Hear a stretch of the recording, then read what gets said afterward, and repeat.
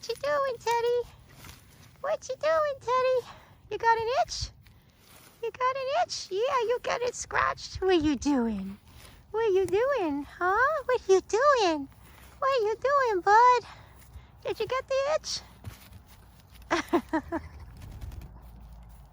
So how do you work with a miniature horse to get them to stand quietly when they're being brushed and to have their feet picked up? And how do you prepare them for when the farrier comes to trim their feet?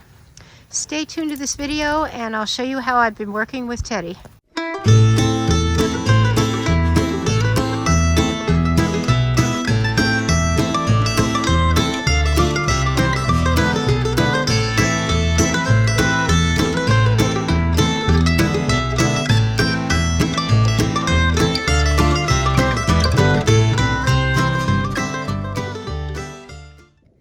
Welcome back to Teddy Bear the Miniature Horse, and it is a beautiful January day, very cold, but some of the snow is melted, and I wanted to recap a little bit on some of the most important things that you want to teach a foal, what I've learned. And of course, once the foal knows how to lead with a halter and lead line, Teddy is just about 9 months old. He will be 9 months old in just about a week. So he should know a lot of these things pretty well by now.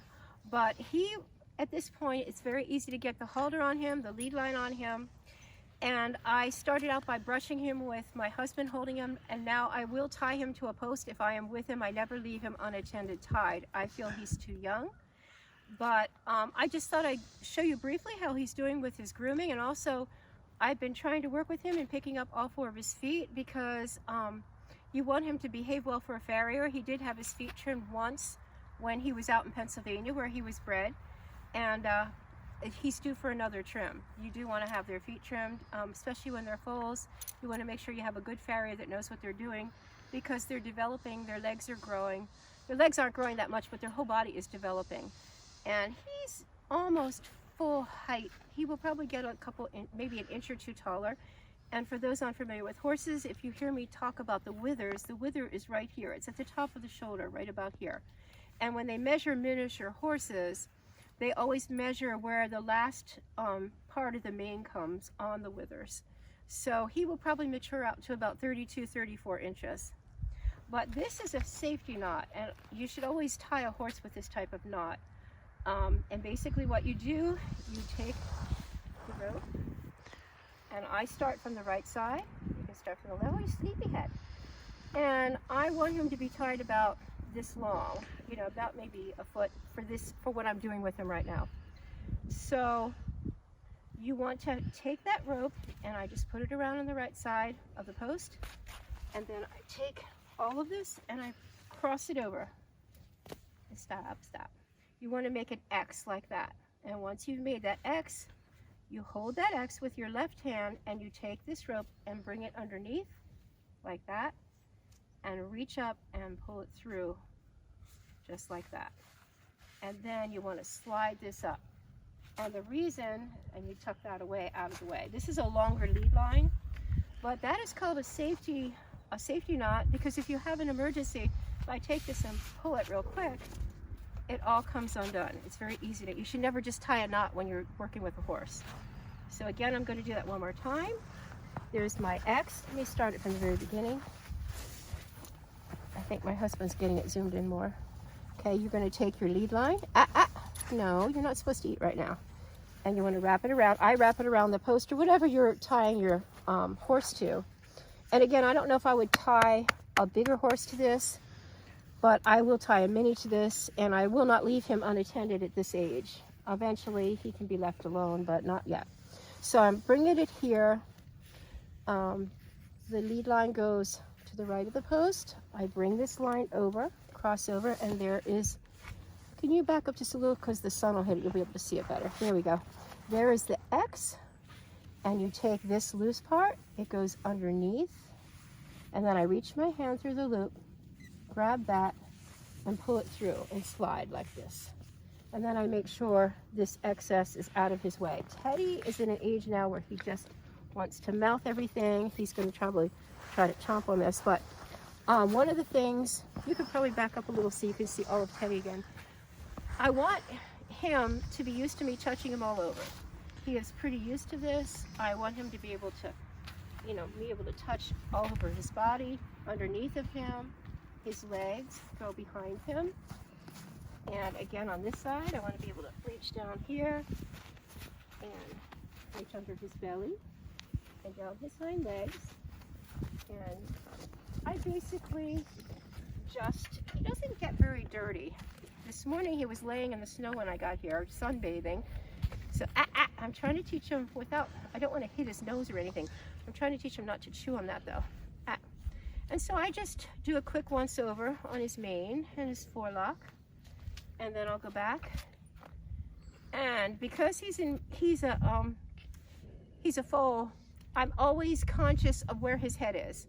Because foals are notorious for, as you're like this, they might turn their head around and try to bite you. So I kind of keep half an eye on him, no. And I'll come back and I'll grab his tail. And I usually grab it up here and start at the bottom, and then you work your way up on it. His tail is getting longer. Foals, of course, have a very short tail. So I'll do a quick combing of him. And I've got snow on my brush. And then I'll just do a quick brushing. Stop, stop. And that's the only thing, he likes to shake his head around a little bit. I don't know if it's because it tickles him or what he's doing. So you can't see this where my husband is standing, but I'll show you on the other side. I'll kind of hold his halter a little bit and I'll brush him this way. Come around behind him. And again here, I'll brush him a little bit here. I kind of hold his head. I don't want him moving his head around. And no, no.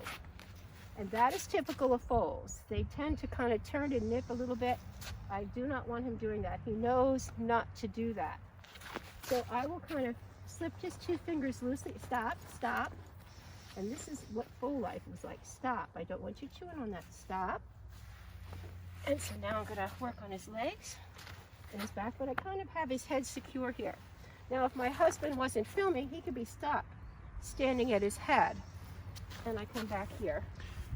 And then, of course, I've been getting him used to picking up his feet. Hey, stop. And I'm trying to teach him what foot means. I'll say, tap his foot, foot, foot. And he usually picks it up, but I've been trying to get him used to holding his foot up longer and longer. So he will be doing this for the farrier. And he's up to about a half a minute now. And again, I'm holding his head. If I was, stop.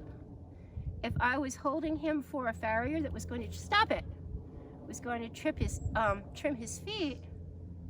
Now when he's completely relaxed and not trying to grab my hand, or not trying to move away, I'll let go of his foot. But I make him, he has to be standing perfectly relaxed and still to do that. And now I'm going to do his hind foot. And for now, I think it's always safer, and I was actually taught this by someone very experienced with horses. When I go to pick up his hind feet, especially because he's a foal, stop. And I have to keep an eye on his head. I turn my back to him this way, so I have my hand here. Hold still, Teddy. Hold still. Now he's not standing in a good position to pick up his foot. Let me move him over a little bit. Come here, Teddy. Move over. Move over. Over. Hey, hey, hey. You're not paying attention. Stop. Okay, I'm going to come around on this side. And what I want to do, I'm going to bring him forward just a little bit. Walk up. Come on. Okay, stand. Now stand still. Stop.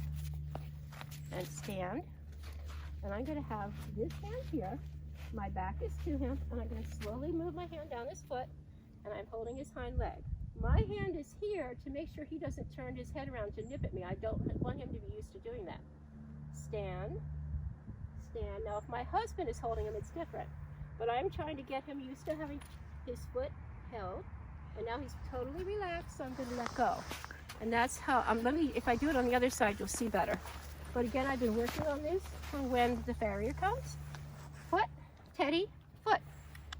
Come on, foot. And again, he's got some snow in there. I'll hold that foot up a little bit. And I've been extending the time longer and longer.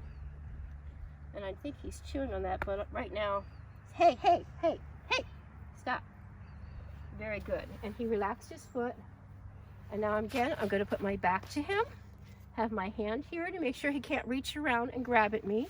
I'm going to very gently run my hand down his foot, and I'm going to hold his foot up. And again, I've extended, I have my hand here. If I feel his head coming towards me, I'll know to push it away. And as you can see, he's holding it longer and longer. He'll have to hold it for quite a long time when the farrier trims his feet. Now I let go there because I could feel he lost his balance. I'm going to try it again. I could feel him. They have to learn how to balance on their feet. And I could feel him starting. He shifted his weight. I try to get him standing normal. Okay, let's try it again, Teddy. Foot. Okay, got to bend your foot more. Foot. Foot. There you go. Good boy. That's much better. And he's completely relaxed, so I'm going to let go now. Good boy. And now I have Teddy out in the back, giving him a little reward, letting him graze a little bit. There was some nice grass under the snow in the back in a couple spots. And I hope you enjoyed this video. I hope you found it helpful and informative. And if you did enjoy it, please don't forget to click like and subscribe to my channel if you'd like to follow my journey in raising this little one. Some of my videos will be very much fun and a lot of entertainment and funny. Teddy does some very funny things. Other videos will be more geared toward giving some information out on how he's going with his training and what training methods I'm using with him. And I think in my next video I will probably touch on how I'm preparing him to get his shots. He has had shots twice now, once when he was in Pennsylvania and once here. And foals tend to be a little bit scary, even some bigger horses. It just depends on the temperament of the horse and how they've been handled. But I am working on desensitizing Teddy for when he gets his shots. And that's probably the next thing I'm going to show, along with some of the other things I'm working with him. So I hope that you have a great week, and I will see you at the next update. Take care. Bye-bye for now.